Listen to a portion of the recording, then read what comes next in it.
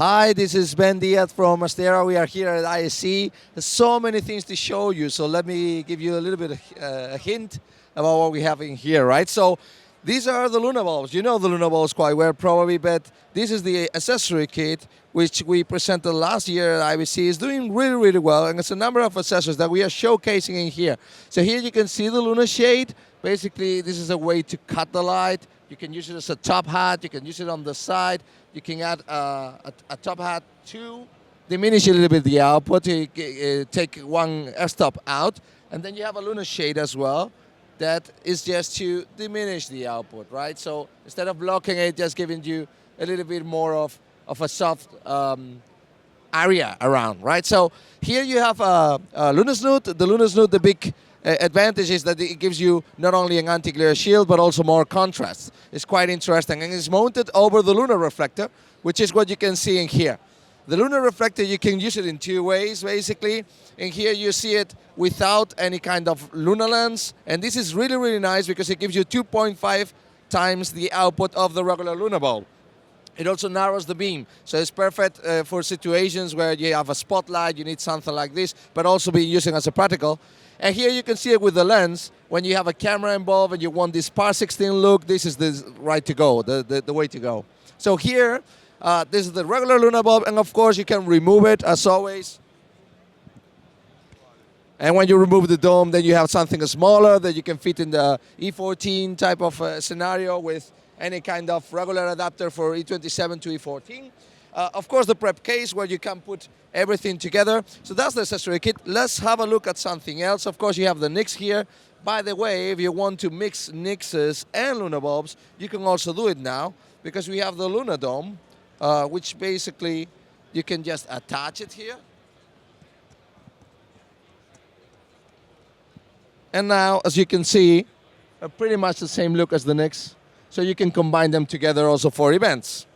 And here we have the biggest star of the show, which is the Quick Spot, close to the Pixel Bricks. You probably know the Pixel Bricks quite well and all the modularity options that you have with Titan engine, very small, very compact, you know, a backlight, anything that you can use.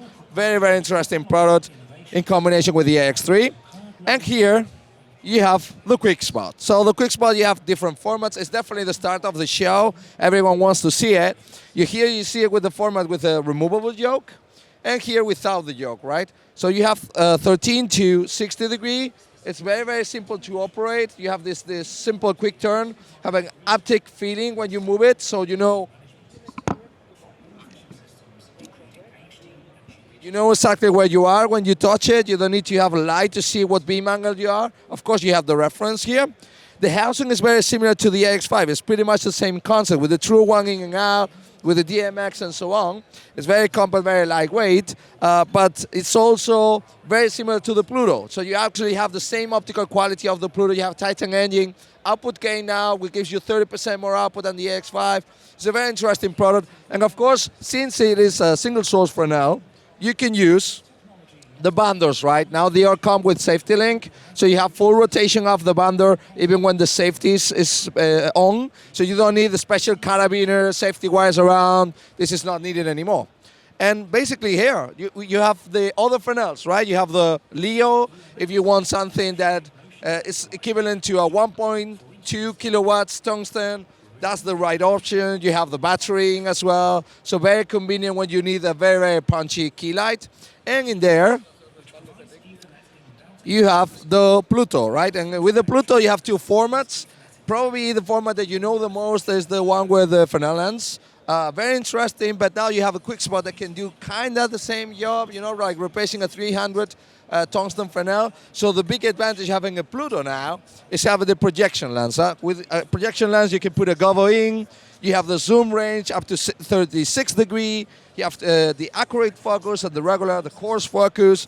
And it gives you a lot of possibilities. Very accurate cuts when you want to do backgrounds. And actually, it's, I think, the only profile that can go on battery. So it's pretty unique in the case of Pluto, and you can always just take it out and use it as a Fresnel. So many things, as you can see here in the Astera booth. There are a lot of people coming. This show is great and it's doing really, really good here in the booth.